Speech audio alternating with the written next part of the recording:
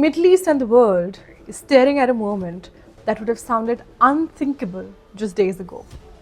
Ali Khamenei is dead.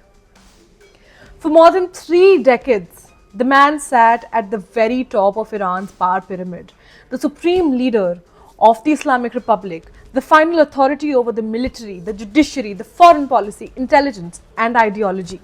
And now, after coordinated strikes by the United States and Israel targeting the regime's power centers, the man who embodied Iran's revolutionary system is gone. But here's the uncomfortable truth. Khamenei's death does not automatically mean the end of Islamic Republic, because Iran was never designed to be ruled by just one man. It was designed to, in fact, survive him. To understand what comes next, you have to understand the system that Khamenei inherited from the founder of the revolution, Ruhollah Khamenei. At the heart of that system lies an idea known as Vilayat-e-Faqih, the guardianship of the Islamic jurist. The theory is simple but powerful. Until the return of Shiite Islam's hidden 12th Imam, a senior cleric must rule and guide the state. The cleric then becomes the supreme leader, not a president, not a prime minister, but a figure who sits above the politics itself. For decades, that role belonged to Khamenei. And under him, the system evolved into a complex web of power, one designed to protect the revolution from collapse. First, there is the Assembly of Experts. This is the body that technically chooses the supreme leader, a council of senior clerics who meet behind closed doors and decide who will sit at the top of the Islamic Republic. They have the constitutional power to remove a leader. But in the history of republic, in reality, power in Iran rarely moves through public debate. It moves through elite consensus inside the regime itself. And that means the next supreme leader will likely emerge not from elections, but from negotiations among Iran's most powerful institutions.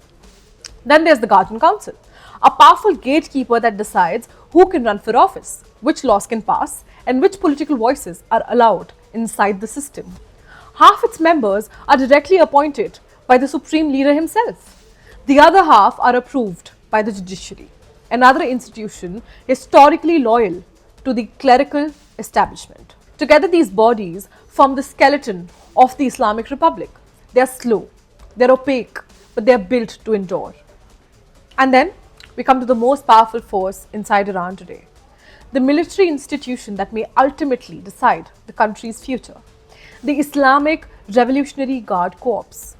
The IRGC is not just an army, it's an entire empire. It commands the elite forces, missile programs, intelligence networks, and economic conglomerates worth billions. Its contractors built the infrastructure. Its commanders shape foreign policy. Its elite Quds force has spent decades projecting Iranian power across the Middle East, from Lebanon to Iraq, Syria to Yemen. These guards were created to defend the revolution, and that mission has made them one of the most powerful institutions in the entire country. Even after losing a senior commander in their recent strikes, their influence remains enormous, which means the next phase of Iran's story may not be written by the politicians, but by the Revolutionary Guards. Because revolutions rarely collapse the moment their leaders disappear. History shows something different.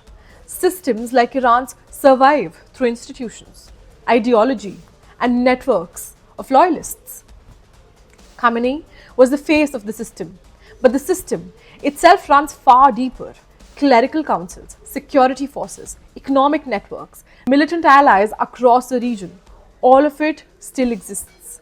So today, the world may be witnessing the death of Iran's most powerful man, but it may not be witnessing the death of the Islamic Republic.